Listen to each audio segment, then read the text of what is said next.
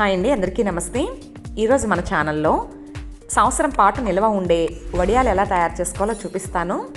వడియాలు పెట్టాలి అంటే మనం ఎండలో కూర్చుని చాలా కష్టపడి పెట్టుకుంటాము. అలా ఎండతో పని లేకుండా ఇంట్లోనే ఈ వడియాలని ఈజీగా తయారు చేసుకోవచ్చు.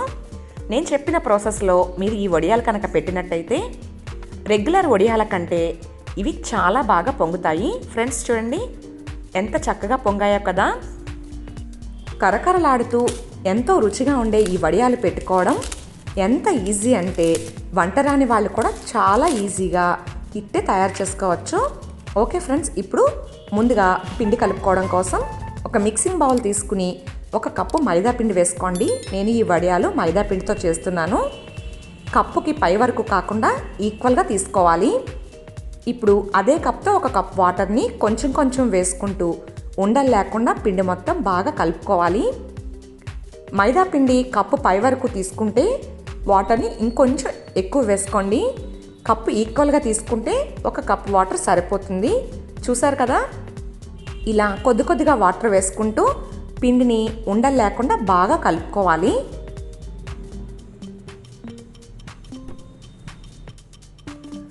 ఫ్రెండ్స్ చూడండి, పిండి కలుపుకున్న తర్వాత పిండి కన్సిస్టెన్సీ ఈ విధంగా ఉండాలి. మరి పలచగా ఉండకూడదు, అలానే తిక్కుగా కూడా ఉండకూడదు. ఇలా ఈ విధంగా ఉంటే వడియాలు చాలా పర్ఫెక్ట్గా వస్తాయి.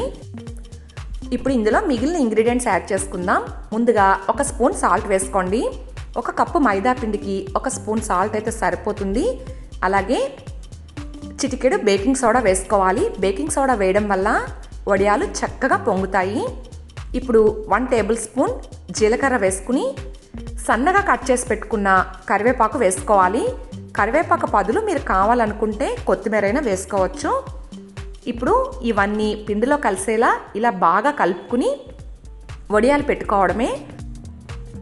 ఫ్రెండ్స్, మనం వడియాలు పెట్టేటప్పుడు ఎండలో కూర్చుని చాలా కష్టపడి పెట్టుకుంటాం కదా.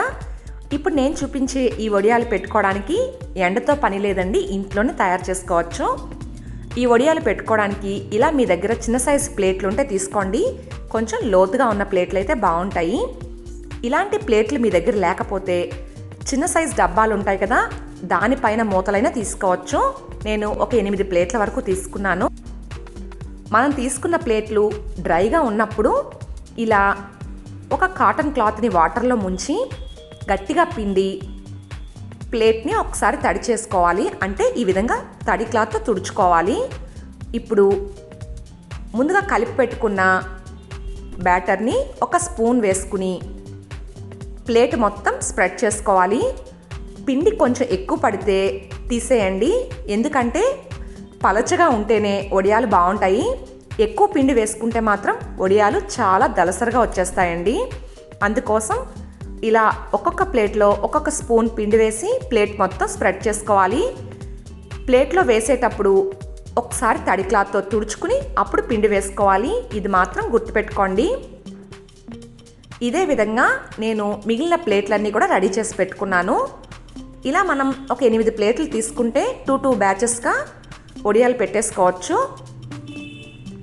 చూసారు కదా, ఇలా అన్నీ రెడీ చేసుకుని వీటిని ఆవిరిపైన ఉడికించుకోవడానికి నేను ఆల్రెడీ ఇడ్లీ పాత్రలో వాటర్ వేసి వేడి చేసుకున్నానండి. ఇలా వేడివేడిగా ఉన్న ఇడ్లీ స్టాండ్లో ఈ ప్లేట్లను పెట్టి మూత పెట్టుకుని ఒక 2 నిమిషాలు ఉడికించుకోవాలి.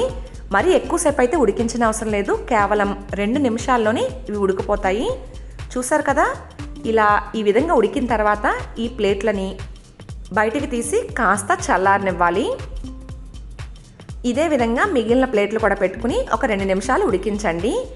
ఇవి ఉడికేలోపు ఫస్ట్ బ్యాచ్లో ఉడికించిన వడియాలని ప్లేట్ల నుంచి ఎలా రిమూవ్ చేసుకోవాలో చూపిస్తాను. ఇవి కాస్త చల్లారాయండి. కొంచెం చల్లారిన తర్వాత ఇలా ఒక చాక్ సహాయంతో చుట్టూ ఒకసారి నాట్ పెట్టి ఈ వడియాలని జాగ్రత్తగా తీసుకోవాలి. ఫ్రెండ్స్ చూడండి, వడియాలు ఎంత పలచగా వచ్చాయో కదా. ఇంత పలచగా ఉంటేనే వడియాలు బాగుంటాయి. పిండి ఎక్కువ వేసుకుంటే వడియాలు మందంగా వచ్చేస్తాయి. పిండిని తక్కువగానే వేసుకోండి. ఇప్పుడు వీటిని మీరు కావాలనుకుంటే ఎండలో ఆరపెట్టుకోవచ్చు, లేదు అనుకుంటే ఫ్యాన్ గాలి కిందైనా ఈ విధంగా ఒక ప్లాస్టిక్ కవర్ పైన వేసుకుని ఆరపెట్టుకోండి. ఇప్పుడు మళ్ళీ నెక్స్ట్ బ్యాచ్ వడియాలు పెట్టుకోవడానికి తడి క్లాత్తో తుడుచుకోవడం మాత్రం మర్చిపోకూడదు. అందుకోసం మీకు మళ్ళీ ఇంకొకసారి చూపిస్తున్నాను. ఇలా ప్లేట్ని తడి క్లాత్తో తుడిచి తర్వాత 1 స్పూన్ పిండి మాత్రమే వేసుకుని ప్లేట్ మొత్తం స్ప్రెడ్ చేసుకోవాలి. పిండి ఎక్కువగా వేయకండి. ఇదే విధంగా మిగిలిన వడియాలన్నీ పెట్టుకోండి.